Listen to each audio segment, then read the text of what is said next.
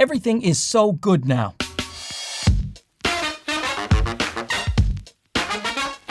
So the company Sirui has come out with their first ever autofocus full frame lens. They're calling this the Aurora series, and the first one up is the 85mm f1.4. And I'm actually going to compare this to the G Master version 2 of the 85mm because I tested that not so long ago. And also this big boy right here, the Meike 85mm f1.4, which is much closer in price than that G Master lens. But this video is actually sponsored by Sirui, so we have to consider this more of a showcase than an official review. However, I will just show you my usual tests, my charts. You can see the comparisons to other lenses, and you can make up your mind for yourself. In fact, let's just put up a side-by-side of the G Master version 2 against this Sirui 85 Aurora, and this is just me in Handsome Alley standing there, and now you can really see what the two images look like. I think the bokeh looks very, very similar, and the image in general. Now, I can't zoom in 250% and pixel peep these two photos because they were taken with different cameras. One was the A7R5 when I had that here for testing, and the other one was the ZV-E1. So the A7R5 has 61 megapixels and the ZV-E1 has 12 megapixels. So zooming in wouldn't be a fair comparison. However, what I can do is show you that I had this Meike 85mm 1.4 against that G Master with the same A7R5, and that Meike held up extremely well against the G Master lens. It looked just as sharp to my eye. So now let's take the Meike on the ZV-E1 versus the Sirui on the ZV-E1 so you can see an apples to apples comparison. And as I'm looking, once again, I am finding it hard to distinguish which one is sharper to my eye. They both look really, really good. So clearly what we have here, at least for E-mount, is an embarrassment of riches for 85mm f1.4. There's also the Sigma Art Lens 85 1.4, which is arguably as good as that G Master 2. So many to choose from. You just have to pick the one that's right for you based on your budget and your needs. But before we get back into the test, let's talk about the build quality of this Aurora lens. And I have to say the build quality is excellent. It is a mostly metal lens. It feels really good, but it is not that heavy, and the focus ring, it turns really smoothly, and the aperturing also has nice satisfying clicks. When you have it in click mode, you can also declick it to have it nice and smooth when you're trying to get your aperture changed without having any of that clicking noise. You have an autofocus to manual focus switch and a square focus hold button. I've never seen a square focus hold button, and it clicks pretty satisfyingly, that little button. On the back, we have a little bit of weather sealing, so the lens is dust and moisture resistant, and it has a USB-C port for updating. And I have to say, I update a lot of these third-party lenses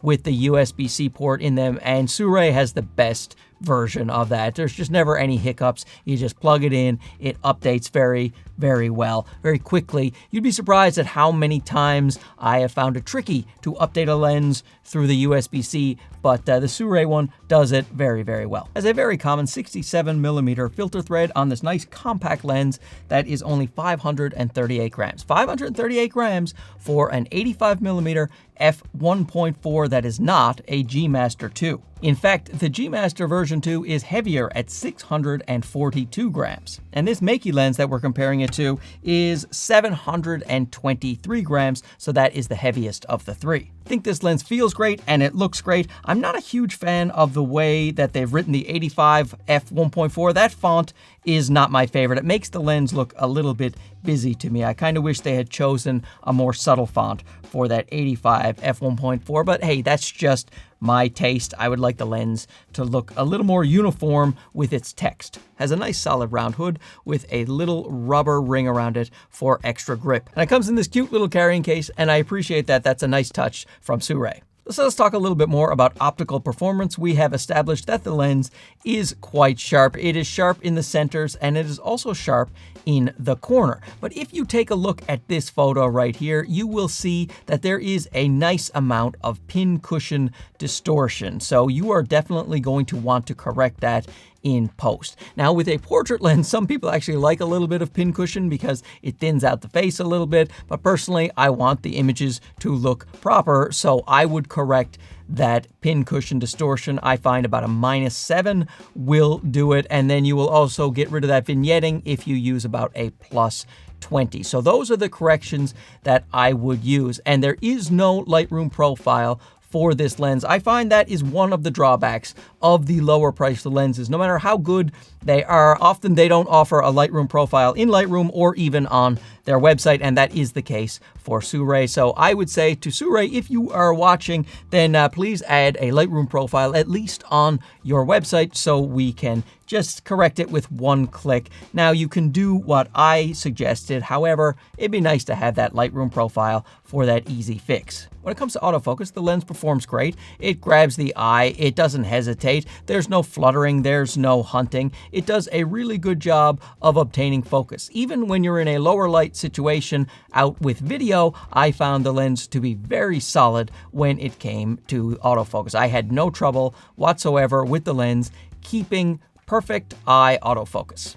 And while the autofocus is really good, if you're trying to track fast-moving subjects, these third-party lenses are not going to hold up well against something like a Sony G Master. If you're trying to shoot sports, then I would go with the G Master, even though you have to pay a lot more. The lens does exhibit a moderate amount of focus breathing that you can see here in this test, and this test is a good place to tell you about the focus motor noise. Normally, you don't hear any focus motor noise in just your day-to-day photography and videography, but when it is trying to rack focus very, very quickly in, a dim environment like this studio here, because the back is not lit up that well in this studio, you will hear those focus motors as it tries to gain focus. Listen to them right now.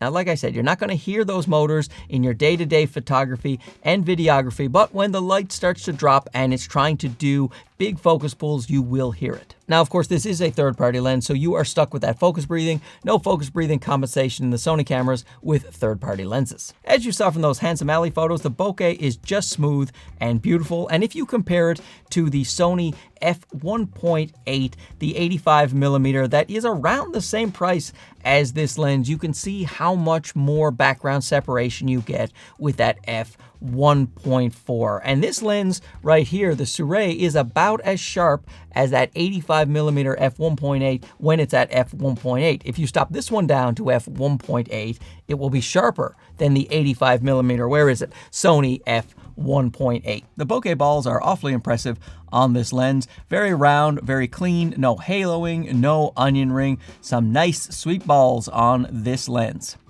Chromatic aberration is another win for this lens. The regular lateral chromatic aberration, you basically don't see any. No matter what you have backlit, bring up the shadows, doesn't matter, you're not really going to see any chromatic aberration laterally. Now, longitudinal chromatic aberration, the aberration that appears on the areas out of focus in the foreground and the background, you will see a small amount at f1.4, but that is to be expected. It's the same thing with the G Master and this Meike lens right here. There's always a little bit with these 85s of LOCA at 1.4, but it is very minimal and certainly more than acceptable for me, for any of them, certainly at the price of this Sirui. You stop it down to f2.8 and it's completely gone. When it comes to flare and ghosting, only when you really stress the lens, when you have a very bright subject, do you have any worries about flare and ghosting. You will see some prominent flares when you have a very bright sun without your lens hood just going right into your frame. If you have a harsh midday sun, let's say, then you can definitely get some flaring on this lens. Sometimes people like that. That is a personal preference. But if you're trying to control all the flares when you have a bright sun, then you want to keep on that sun hood. The lens goes to f16 and the Sunstars aren't amazing, but you can get some pretty nice Sunstars if you get the right angle. So comparing build quality to other lenses, the G Master version 2 is of course the best build quality, but I do think that the Sirui finishes second in all of the lenses that I'll be talking about in this video. It is certainly better built than this Meike lens, which is mostly a plastic lens, even though this does have an aperture ring, but it just doesn't feel anywhere near as premium as this lens, and this is also smaller, more compact, and lighter. Now, the Sony 85mm f1.8, that's built pretty well as well. However, this doesn't have an aperture ring at all. It is a bit smaller and lighter, but remember that is f1.8. But in terms of feel, they are about the same, but I do think the Aurora beats out this 1.8. Now, I don't have the Sigma Art 85 1.4 here, but that once again is an excellent build. It is heavier and bigger than this lens, but that is more of a G Master quality build, and this one is a step down from that. When it comes to price, the Sony G Master version 2 is coming in at $1,800 USD, and Sirui is going to offer this at $599 when it is full price. But that is in January. Up until the end of December, it will be $499. And they're going to throw in a couple of filters, a black mist filter and a UV filter. So that is nice. And that is a very good value, in my opinion. This Meike lens is $469 right now. So that's even cheaper than this Sirui lens that is on sale. But you can kind of see why. It's bigger, it's heavier, and its build quality is not on par with this Sirui lens. And I also kind of prefer the colors coming out of the Sirui lens. But this Meike lens, I really like this. It held up very well against the G Master. So no complaints over here. Just, you know, this one a little bit more expensive and a little bit more premium. But this one, bang for buck, fantastic. Now the Sony 85 f1.8, which is another good value lens, this is $599 full price. So that will be the same price as this guy, but you're getting a better build quality and an f1.4. You saw from those pictures, really nice blurry background, that extra separation, that extra low light performance. So this is probably the one I would go for over this particular lens right now. But that's just what I think. Let me know down below what you think. I certainly am glad we have another player in the full frame game, this Aurora series from Sirui. I can't wait to see what they come out with next. Hey, thanks for watching this. We'll talk to you again soon. Okay, bye-bye.